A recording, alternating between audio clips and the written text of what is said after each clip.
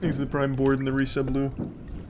This was the recounted story of a Reddit user with the username BingBong1234, but for the purpose of this video, I'll just refer to him as Tom. It started when Tom was 8 years old, taking his dog for a walk through the neighborhood with his mom.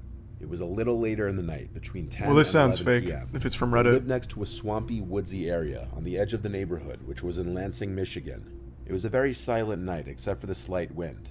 Then, from down in the swamp, Tom and his mother heard somebody Thanks you whistling sub at them. OKM. It sounded sort of like a bird, but each whistle was different enough where the lack of consistency made it human-like. The whistling would apparently fluctuate pitches, sounding Well, this is higher definitely than fake. lower. With a concerned and slightly terrified look on her face, Tom's mother grabbed his hand and said that they should go inside the house quickly. But since this happened at a very young age, and nothing similar happened for a while, Tom forgot about it, until 2 years later. Tom was taking his dog out again late at night, and towards the end of the walk, Tom suddenly heard the same whistling noise again. In his words, with the same pitches and same inconsistent human-like tones coming from a bush that could easily obscure a person behind it, just next to the front door. With the disturbing memory of seeing his mom equally terrified from the same whistling 2 years earlier, Is this the looking Reddit down into the creepypasta? swamp at something neither of them could see, he ran inside as fast as possible. Years went by again without it happening, and eventually it slipped from Tom's mind. Fast forward to the summer of 2015, when Tom was 24 and started dating his girlfriend I thought this Sarah, said who he moved to videos South with Dakota creepy with. backstories. Where's the For video? Independence Day, the couple decided to go to Pierre, South Dakota, and watch the fireworks along the bank Is of this the the same Missouri thing? River. The two were parked at a free camping area behind a hospital, where people were allowed to pitch their tents, hang out, and see the fireworks up the river. Tom This and his story's girlfriend fake, but were the near other two are very end good. of the campground, Yeah. and there were very few, if any, people around them. The fireworks began Okay, we'll and it skip started this to one. get dark. They sat right at the... Was it a coincidence? Why was it always the same whistling noise? And if it wasn't a coincidence, who was the person? Why did they follow Tom? Thanks for And some where did they squlop go? and James. To this day, there have been no conclusive updates on the matter, and these questions remain unanswered. Alright. There wasn't really a video there. Emma Filipoff was 26 years old when she disappeared almost 10 years ago, on November 28, 2012. She was described by friends and family as a beautiful, creative, and private girl. There's been an extensive investigation into Emma's disappearance ever since, but so far investigators have been unsuccessful in determining what happened to her. A surveillance video from the day Emma disappeared shows her in a 7-Eleven pacing around and cupping her hands around the glass door as she looked outside, as though she was being followed. She purchased this a is just prepaid cell fucking phone sad, at the then. 7-Eleven despite never owning one before. Then she hesitated before leaving.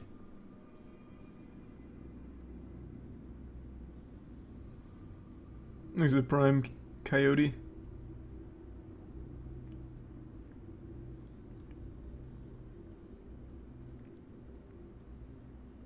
I imagine this kind of thing happens a Cell phone lot. she purchased was never activated. A little later, Emma got into Security a taxi, cameras probably instructing the capture a driver lot to of go to the missing airport. persons. She then got out of the taxi due to insufficient But just funds no one for ever the fare. checks. She was last seen between the times of 7:30 p.m. and 8:30 p.m., acting strangely in front of the Empress Hotel. According to a witness, Emma seemed confused. He saw her at a crosswalk, refusing to cross the street. He asked her if she was feeling okay, and asked her if she was being followed due to her paranoid mannerisms. Emma said she was okay. So, not knowing what to do, he made a phone call to the police. Police showed up and found her shoeless, and they questioned her for a total of 45 minutes and then left. Investigators later What's found the her shoeless vehicle the part have following to do with morning, anything? parked at the Chateau Victoria parking lot containing all of her belongings, including her laptop, books, her Makes you see passport, cherry. and library card. Investigators found a CCTV footage clip from a local YMCA 5 days before Emma went missing. In the clip, she walked in and out through the door 6 times, peering out through the glass. Like psychosis or something, maybe? I don't know. This is okay. This is confusing. I thought it was just like a kidnapping.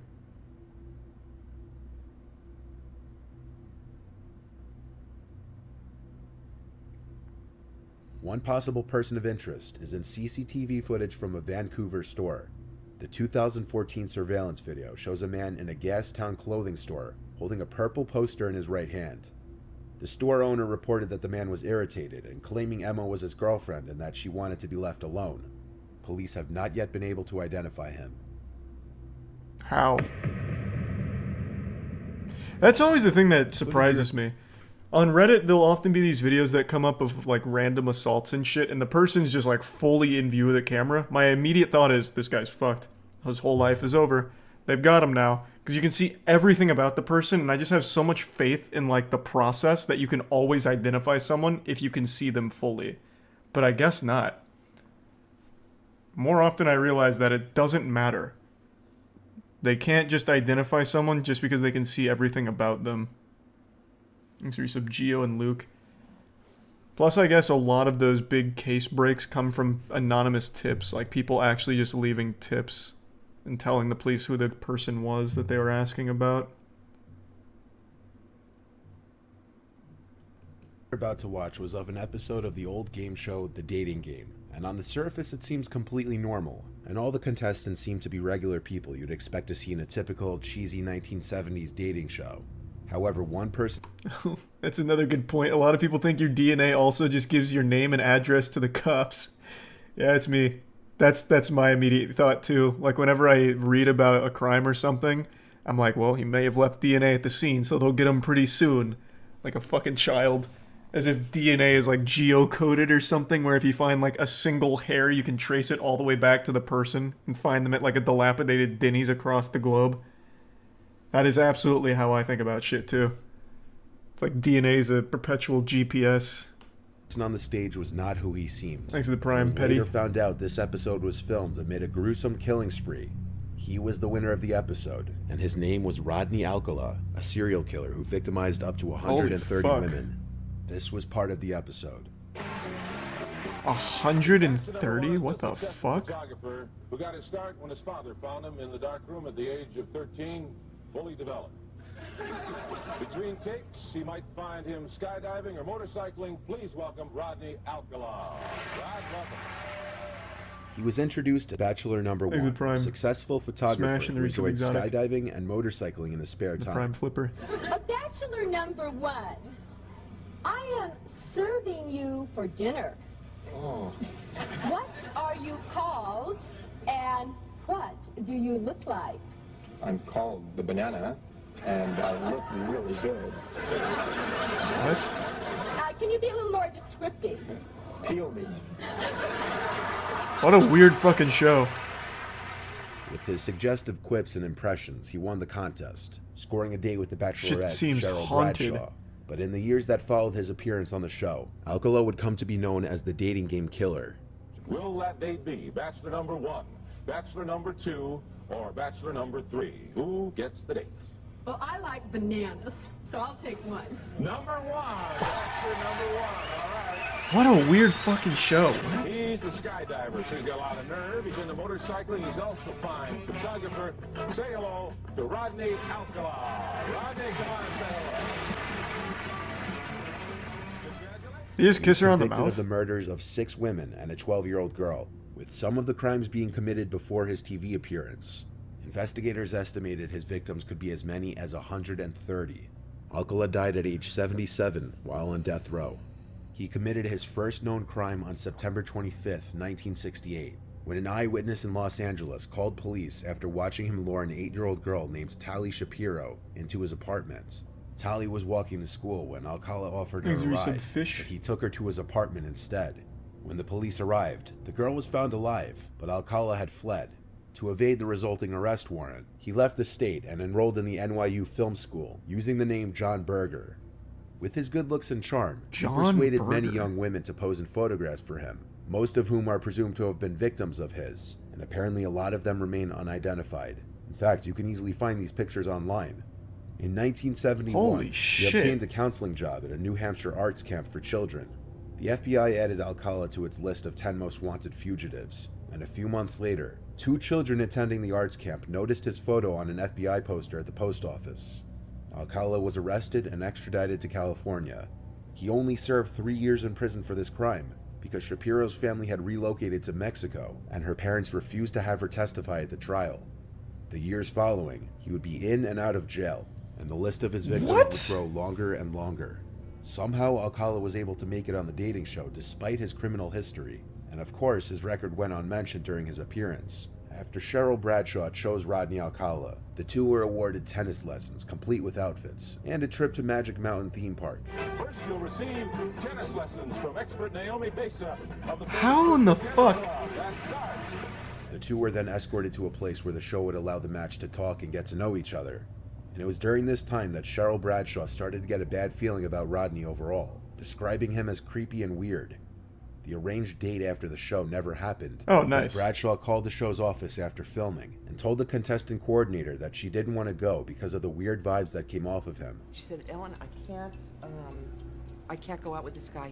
There's weird vibes that are coming off of him. He's very strange. I'm not comfortable. Is that Damn. going to be a problem? Good Of sense. course I said no.